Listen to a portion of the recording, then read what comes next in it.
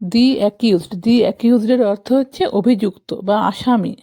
Accused Gaurav Katiyar at Lucknow native. অ্যাকিউজডের অর্থ হচ্ছে কি অভিযোগী।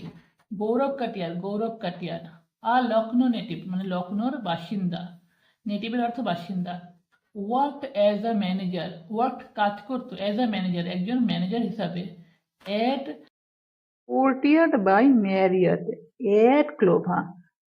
কোর্টিয়ার্ড বাই ম্যারিয়ট ক্লোভার, কোর্টিয়ার্ড বাই ম্যারিয়ট হোটেলে। He and the victim Diksha গঙ্গওয়ার।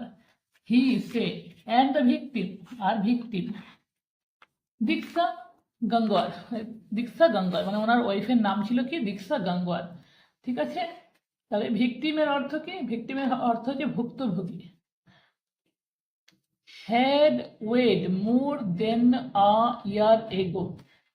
Had ওয়েড মানে বিবাহিত ছিল, মোর বেশি, দেন আ ওয়ান ইয়ার এগো এক বছরের এগো মানে আগে, তাহলে এক বছরেরও বেশি তারা ছিল বিবাহিত ছিল। বাট কিন্তু দেয়ার রিলেশনশিপ হ্যাড বিন স্ট্রেন্ড।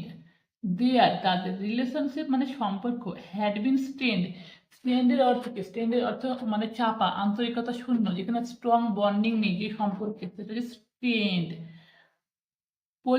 পুলিশ জানায়। আ মান্থ ব্যাক মানে এক মাস আগে Gaurav had moved to Goa from Chennai.